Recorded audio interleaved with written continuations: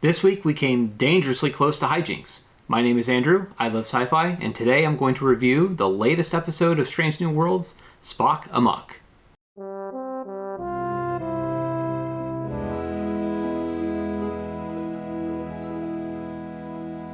The producers told us several months ago that Star Trek Strange New Worlds would be an episodic show, meaning each story would be pretty much self-contained from episode to episode, but that character beats or character plot lines would be going through the entire series. And I think we saw a lot of that come to fruition in this episode.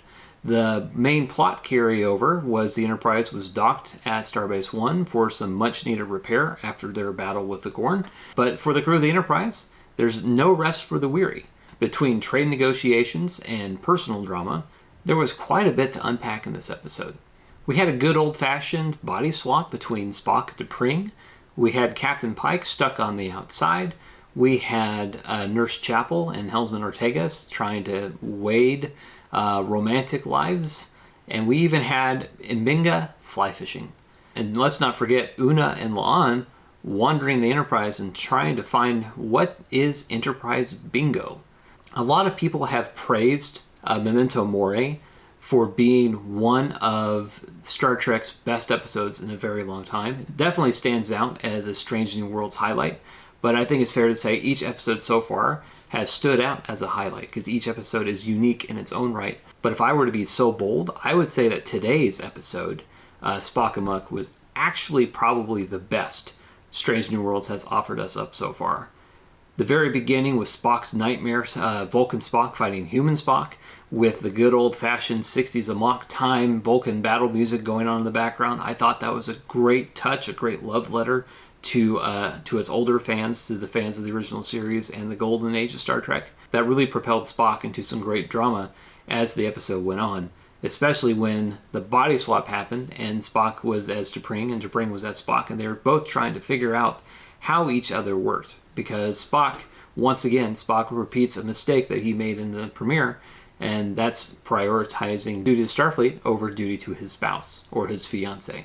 The body swap gave them both a chance to see life from the other's eyes and gain a little more empathy from it, which we saw them come together back at the very end in Spock's quarters as they understand but not wholly accept each other.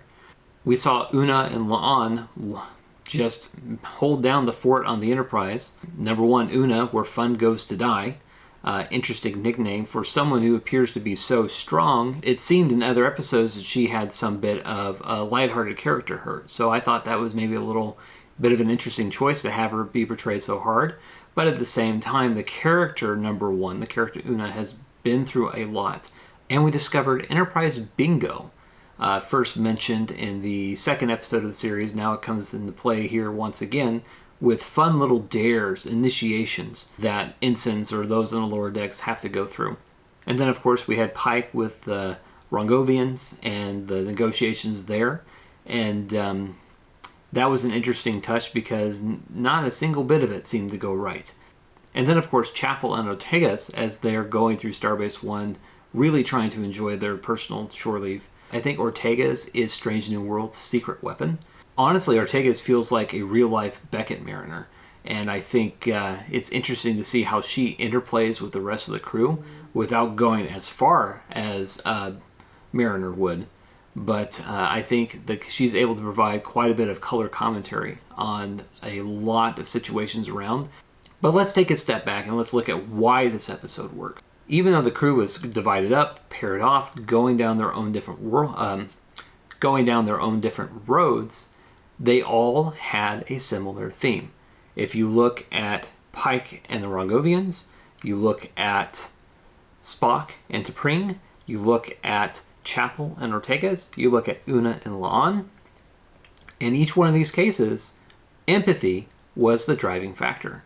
Learning to understand our fellow man. Something that our society has not been doing a good job of lately. And it's great to see in this episode how they address our own lack of empathy and our need to have empathy not just for each other, but to find those ways for common grounds to connect. I think Pike and the Rongovians did a great job of establishing that. Pike catches on to the fact that this alien culture is empathetic, and they latch on to different emotions. They latched on to Pike's uncertainty in the very beginning. They latched on to Spock and his logic, well, even though it was T'Pring and her logic. They latched on to Pike again when he stood in to defend Spock, knowing that Spock was actually T'Pring. And then again at the end, when Pike was just flat out honest. It's so satisfying to see that honesty come from a starship captain. He played a hunch, putting everything on the line.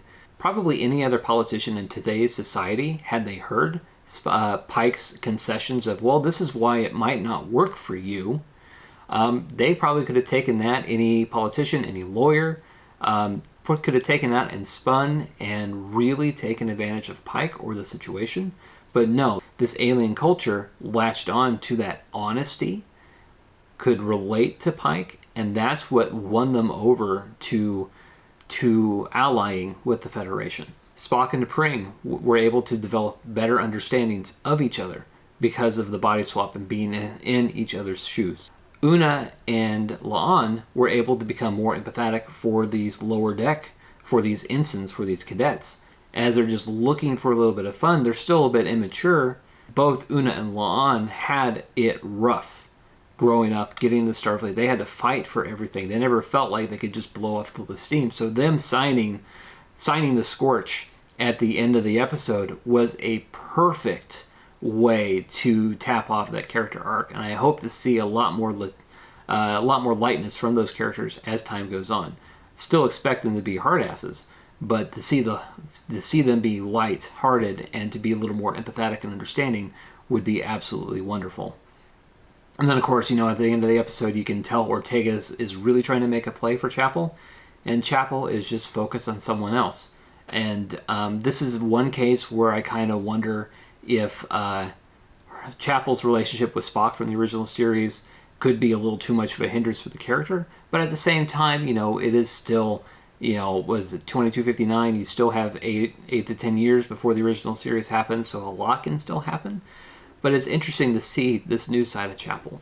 And I think overall, because this episode was so entirely character-driven, the first episode, the second episode, the third episode, the fourth episode, they all had major plot points. This one was a character-driven story, something which Star Trek has been lacking for a good long while.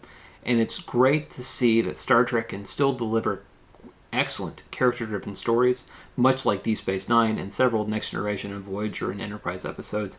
I would say that this episode has been the best Strange New Worlds has offered us so far. The entire series has been astounding, and I think this is episode, along with Memento Mori and the pilot Strange New Worlds, I think all three of those are going to wind up on a top 15 or a top 20 list of my favorite Star Trek episodes of all time. Well, that's it for this week. Thank you everyone for watching. Be sure to hit the like and subscribe button if you haven't already. I have a lot more content coming for you soon, so please be on the lookout for that. In the meantime, live long and prosper.